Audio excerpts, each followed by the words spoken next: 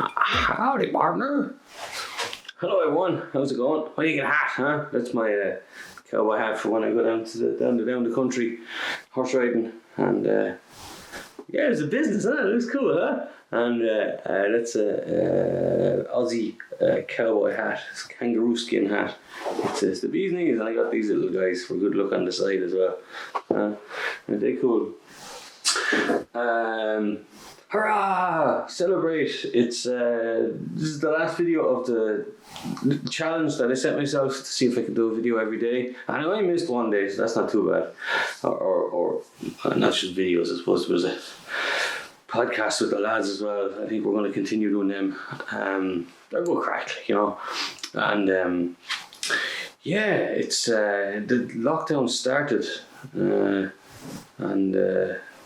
pretty much when I started these for me here in Poland. So I just thought, well, you know, it's a good opportunity to use the time I'm going to be indoors to put out a video or a podcast. Well, I'm putting these videos out as podcasts as well, as you probably know. So I'll probably after this is done from next week, I'm gonna probably just go back to just doing podcasts because even though some of the videos have been doing quite well, just most of the listens and stuff just still come as podcasts. So yeah, thanks for everyone for sticking through the weirdness of the last 30 days. Or well, not 30, I didn't do 30 videos, that'd be, could you imagine, like. But yeah, loads. So thanks for watching, thanks for listening, however you consume them. Get in touch, let me know what you liked, didn't like, and yeah, we can see what happens. What did the politicians say? Moving forward, yeah. So I promised I'd do a video, podcast, or talk about the westerns that I've been reading lately. And I suppose the little reason behind that is because the next thing I'm wanting to do is going to be, it's not a western, but I want to have western themes in it, you know. So I did a bit of research looking up some of like the best books to read to get a good knowledge of the kind of western genre and the tropes and all that kind of stuff. And so look, there's a bookshelf just beside me, and give it a football. You see this? I never told you the story about this, did I? Look at that. See, official match ball. That's in the Champions League final in 2018 when Mohamed Salah got assaulted by Sergio Ramos, and then Liverpool's Karius goalkeeper got concussed and they lost. Although Gareth Bale scored a belter of a goal. That's like my proudest possession there. Look, it has marks on it and all, see, from being kicked by the players. So maybe this is the one Gareth Bale scored that scored the goal with. Let's start with, I'll do them in order here. Zane Grey, Riders of the Purple Sage. So this is kind of seen as the book that kicked off the Western genre. Let me give you the blurb from Amazon. Riders of the Purple Sage is a story about three main characters: Bern Venters, Jane Witherstein, and Jim Lassiter, who in various ways struggle with persecution from the local Mormon community, led by Bishop Dyer and Elder Tull in the fictional town of Cottonwoods, Utah. Jane Witherstein, a born and raised Mormon, provokes Elder Tull because she is attractive, wealthy, and befriends Gentiles, non-Mormons. Namely a little girl named Faye Larkin, a man she has hired named Bern Venters, and another hired man named Lassiter. Did she hire Lassiter? I don't know, she ever pays less. Anyway, Elder Tull, a polygamist with 2 wives already, wishes to have Jane for a 3rd wife along with her estate.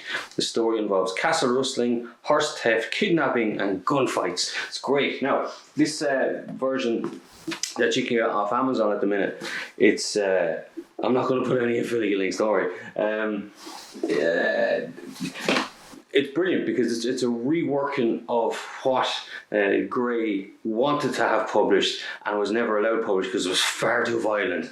So this is the not blood and gore, but this is the more violent, more intense version of the book, because when this came out first it was like serialized in newspapers and magazines, because that was just the way it was back then. You know, I think it was 19 early.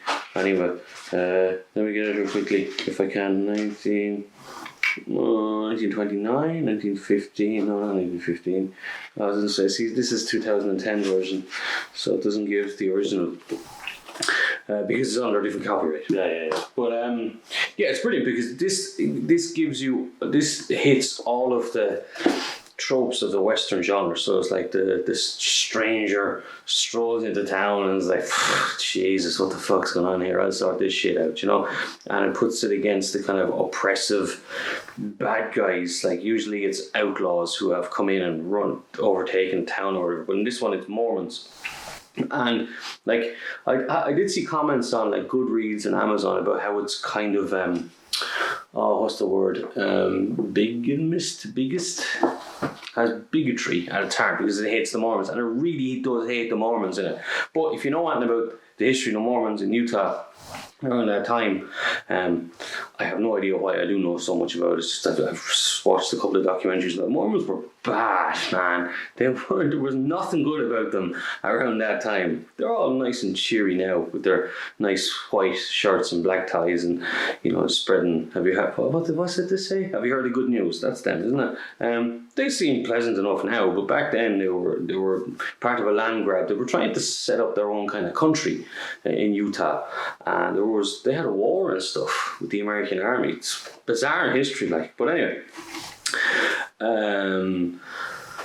so Lassiter comes along and helps. What was the woman? I said her name was Jane, and then the second character, then Byrne, he kind of goes off into the wilderness and he shoots one of these cattle rustlers, and it ends up being a girl, and he falls in love with her, and they find this kind of paradise between the mountains in Utah, and it's just brilliant. It's a great book, and about the kind of stony silence of the hero, but also how he kind of becomes more of a man by falling in love and all this kind of stuff, you know. And I'm not going to spoil it for you, but it's class. It's a great book, and you know, usually for something that's written like 100 years ago or just over, they tend to be a bit wishy-washy in the language or a bit over-romantic, and there's not enough kind of blood and guts or something in it, you know. But this one, no, that's not true with this one at all. The reason that this was put together, the way it's put together, is because when it came out in its original form, it had too much of that, so it had to be edited down, and this was the one that he wanted to put out. So it's great. You learn a lot about the Western genre, and it's a really, really good story, and doesn't get too flowery with the language and over descriptive or anything like that, but it's just a tale of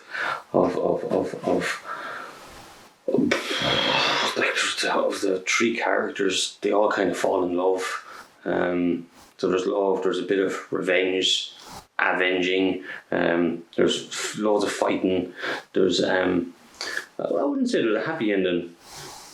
I'm not going to give it to you, but it's just a good book. It's a very, very good book, and it's worthy of being called the kind of the one that kicked off the Westerns. So yeah, well done, Zane Grey. What was the second? Yeah, Cormac McCarthy. These are all books that I've read since the start of the year, so some of them are great, some aren't. You'll know this one. This is Blood Meridian. What's the full name for Blood Meridian?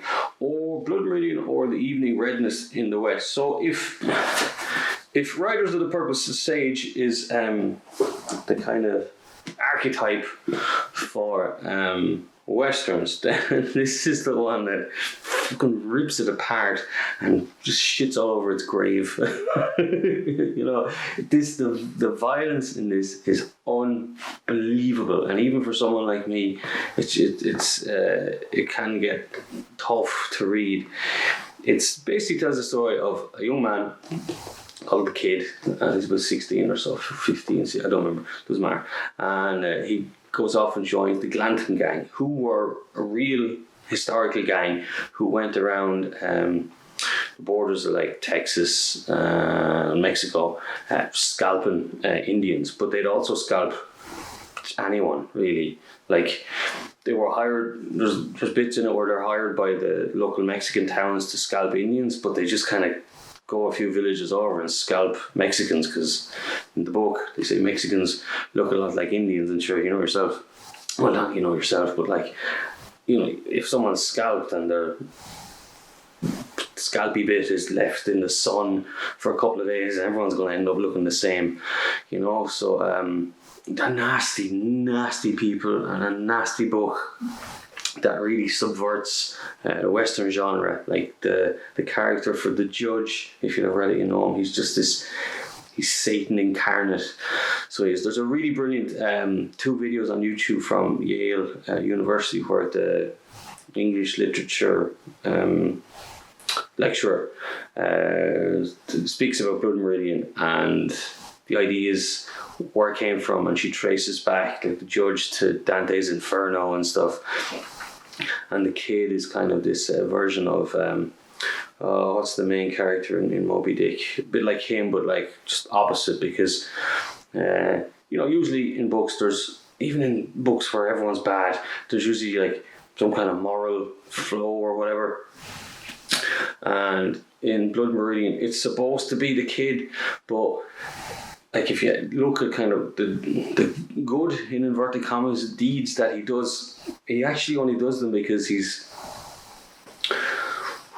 part of a gang. So it's kind of like how can I give you an example? So it's kind of like the worst rape prisoners, and one is out with cigarettes, and one fella feels sorry for him and gives him a cigarette in jail, and it's like, well, is he doing that because he's a good person, or is he doing that because it's just they're part of this gang, this kind of group, social group, and they're just doing it to kind of help each other out rather than doing it because he has any bit of good feelings around like that, you get me? So it's like they're all bad. There's just none of the characters are good, none of them. And it's for most people reading it, that's something that's very, very hard to get over. Also, there's the fact that Cormac McCarthy doesn't give a fuck about punctuation. There's maybe a 1 or 2 full stops per page. There's no inverted commas. You have the fucking clue who's talking most of the time. But saying that, it's probably my favourite book ever, So it really turns the Western genre on its head, and I think it's unfilmable. I know, who was the last fella that wanted to give it a go? James Franco, I think, did a 25-minute tester version of it, but nothing's come of it since. It's just probably because of all the violence that's in it, and the fact that there's no kind of redeeming character. Like if it was given a Hollywood end, then then I don't know. I think to give it a Hollywood end, someone would have to have a conscience in it, and none of them do. They're all bastards. Even the guy, there's one guy who's an ex-priest, and he's still going around scalping Indians willy-nilly, and just awful, But great book. There's another one I read recently called Hondo.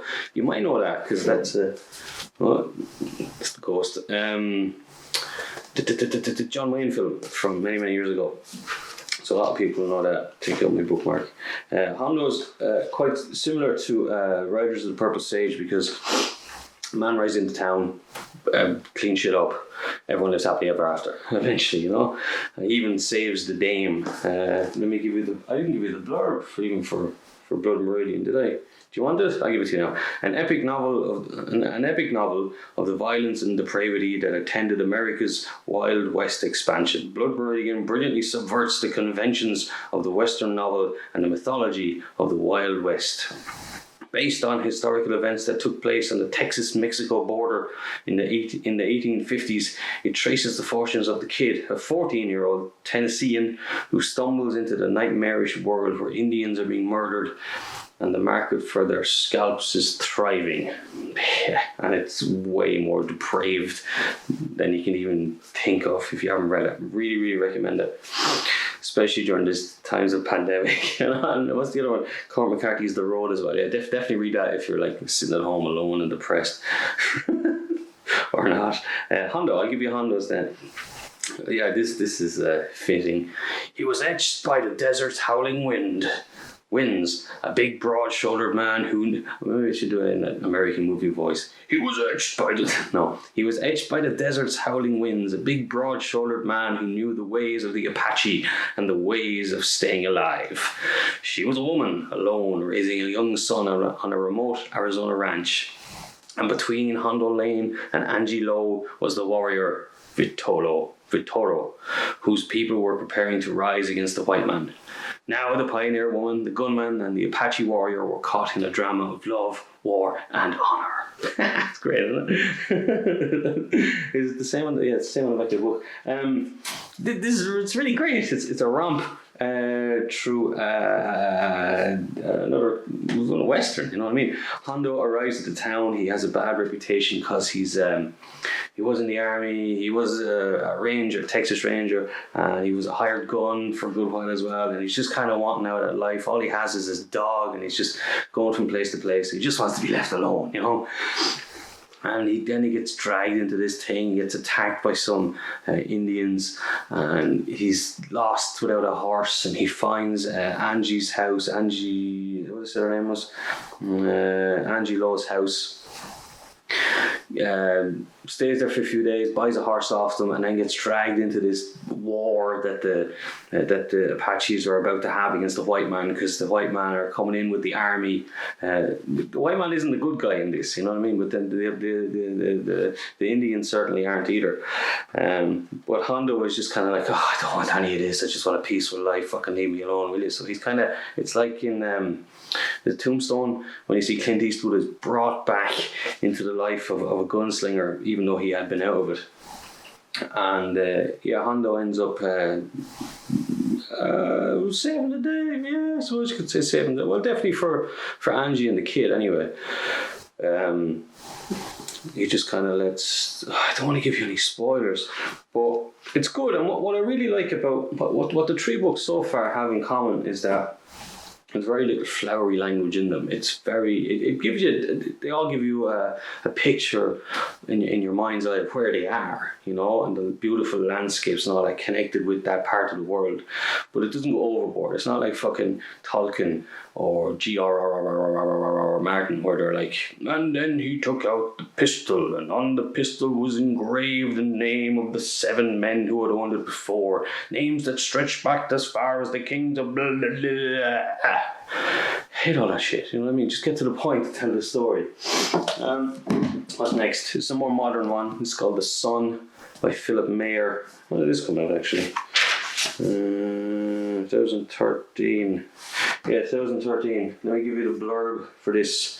The novel focuses on the 3 generations of the McCullough family. Eli McCullough, the vicious patriarch. I wouldn't agree with that. I don't think he's vicious. Who was the first male child born in the newly formed Texas. His son Peter McCullough, a learned man who disagrees with his father's brutality, but is powerless to stop it. And Eli's great-granddaughter, Janie Ann J.A. McCullough, who inherited her great-grandfather's toughness and went on to become a wealthy oil baroness. You know, it's a TV show. Pierce Brosnan is in it, and it's done 2 seasons. I think Rotten Tomatoes doesn't have a good rating for it, but Metacritic, is it Metacritic? Which is the one from normal people? Metacritic, maybe. Doesn't matter. Well, the one that it's been people's views or percentages gives it a fairly higher ranking than the Rotten Tomatoes one. But like, you know, it's like Pierce Brosnan can be hit and miss. Although he was in that good one. He was in a western with Liam Neeson, wasn't he? God, what was that called? That was pretty good though.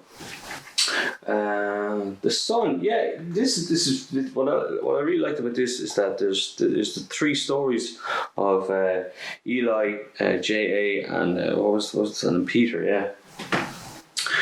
Eli, growing up, his homestead gets attacked by Comanches, and did it say Comanches or Apaches? What did I say there?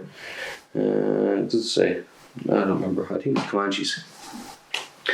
Yeah, and because the Comanches or the Indians in general, they had this thing where they would go on raids into other towns or villages or whatever, other camps, and they were vicious. Like, they would kill old people, Now, the reason behind this is because they would only bring back people who they could kind of teach their ways to, or they could integrate into their tribe, you know. So old people are useless.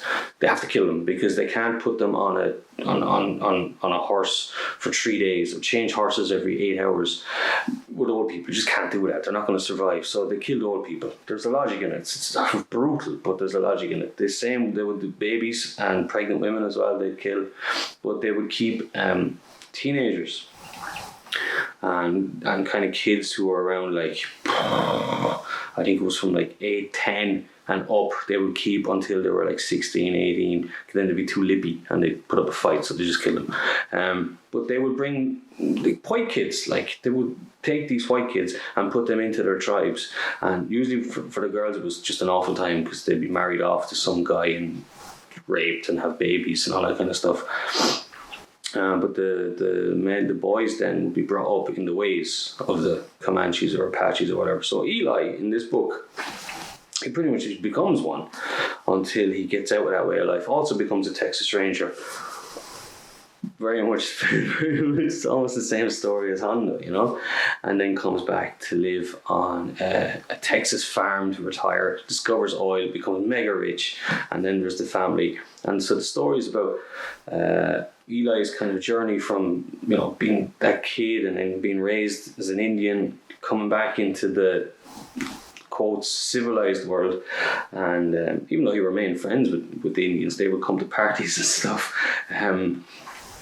And then how that kind of success as a businessman trickles down through the family, so through his son Peter and then great-granddaughter J.A., you know, who were interesting characters, but Peter less so. He's a bit of a damn squid, to be honest. He's a bit wishy-washy and romantic and boring. J.A., though, she's got balls, man. She doesn't give a shit, but she's totally emotionless, and she's more into the business of things rather than trying to raise a family properly and all that kind of stuff. And it has a very good ending, and it all ties back to Eli and Peter, even though this obviously, you know, Eli's dead before the rest of them because he's so old. But yeah, and every chapter jumps between each character.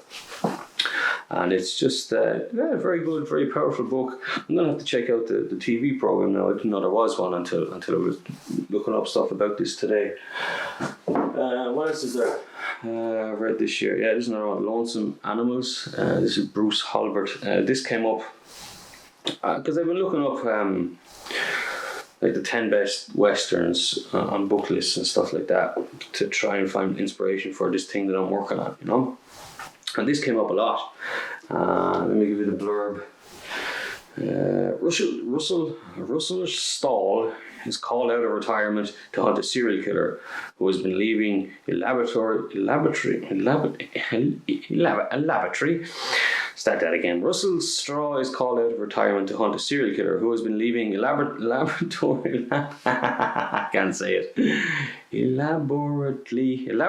Oh Jesus! Elaborately carved bodies of Native Americans across 3 counties. Stahl's own dark and violent history weaves itself into the hunt, shedding light on the remains of his broken family, which in turn leads him to the identity of the killer. Clue there, a bit of a spoiler, to be honest. In the vein of True Grit and Blood Meridian, Lonesome Animals is a Western novel reinvented, a detective story inverted for the West.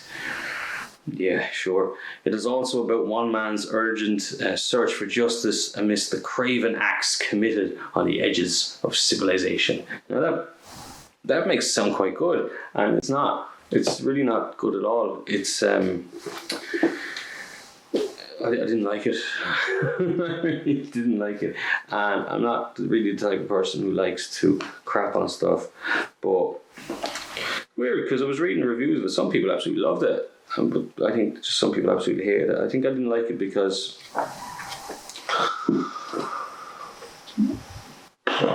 even though, like, when you're doing like a western, you know, there are certain beats you hit or want to hit or even subvert, you know. And for this one, it was just, for me, it was over the top. It was trying too much. It was trying to be a film noir, who did it, she did it, he did it, western. And with the whole a bit like with Tombstone, where Clint Eastwood is called back into the life even though he's out of it. So there you're subverting it, because usually Clint Eastwood rides into town as the mysterious stranger and saves the town, whereas in Tombstone he's this former alcoholic who hasn't drank in 10 years or something, and he's brought back into the life to save his homestead rather than to save the town, you know.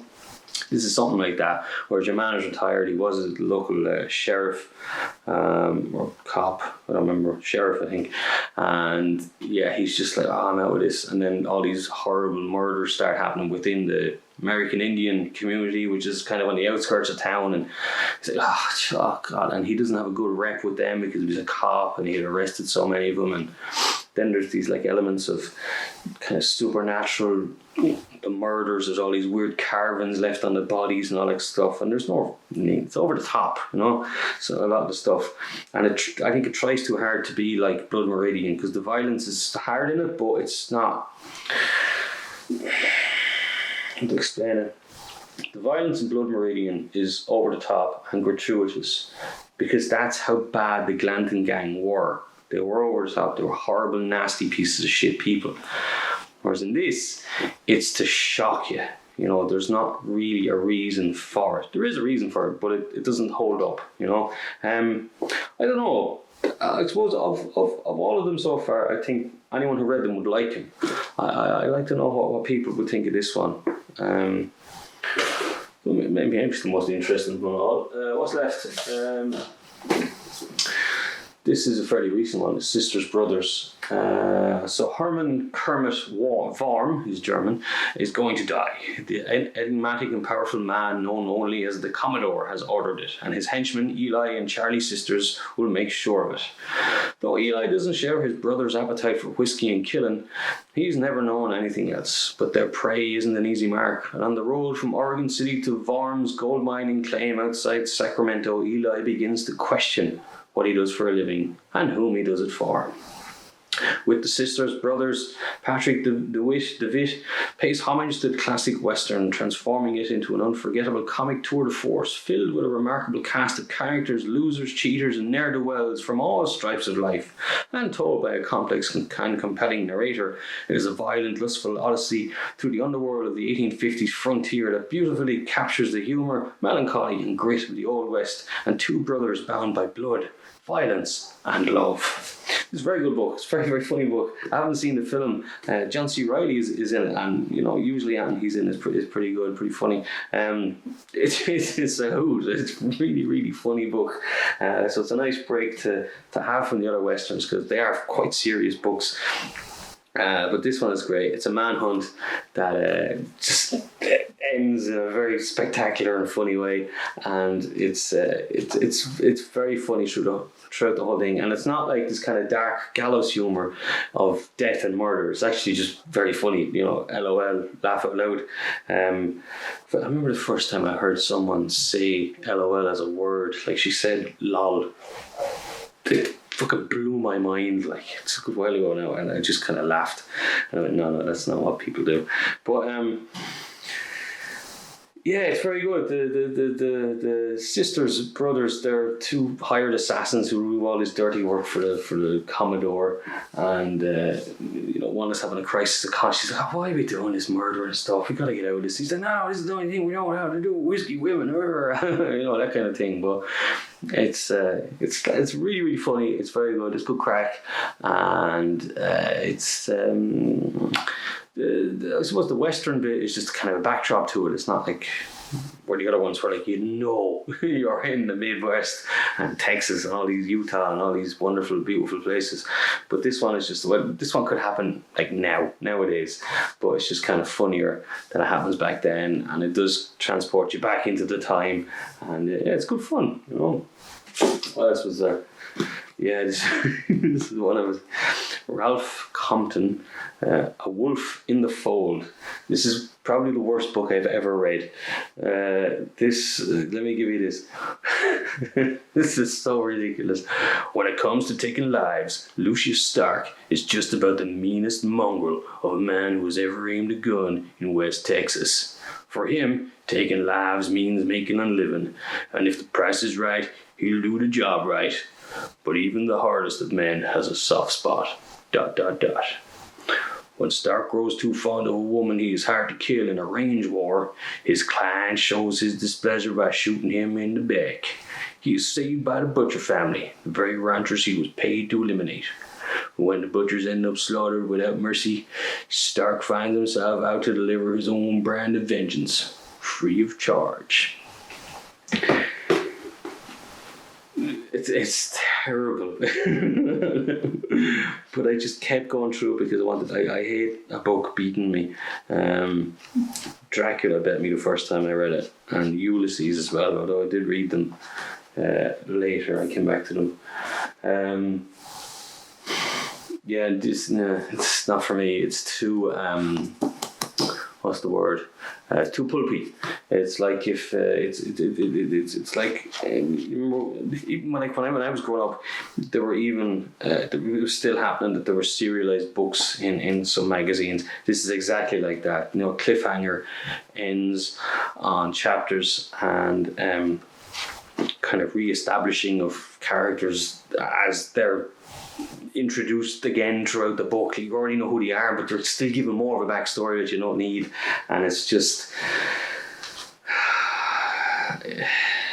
as I said, it's not even so bad it's good, because it's so over the top that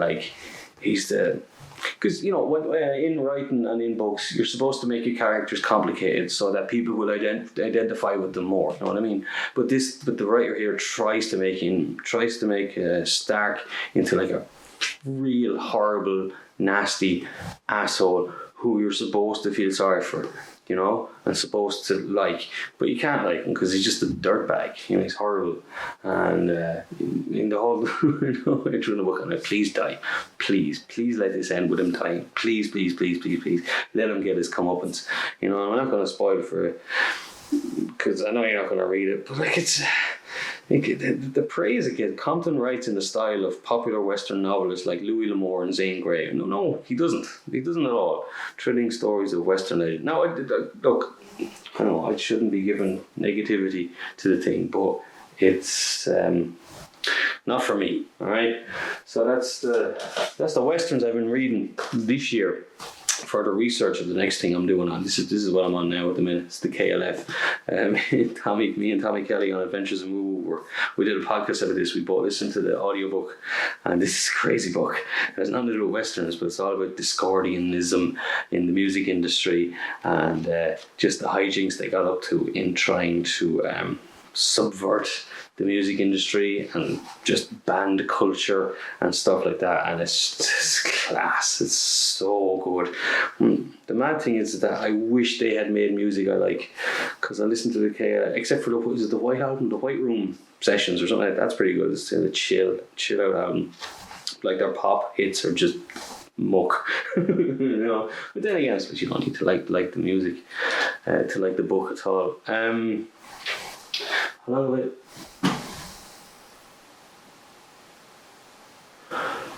It would appear I wasn't recording the audio properly, so shit. Oh no, it's going to take forever to edit. I'll just have to take the audio from the video. Don't worry about it. These things happen. Of course it would happen in the last video, wouldn't it? Thanks everyone for watching and listening over the last 4 weeks. Let's see what happens over the next 4. Hopefully this pandemic will be coming to an end and we'll all be allowed out to see each other and hug each other.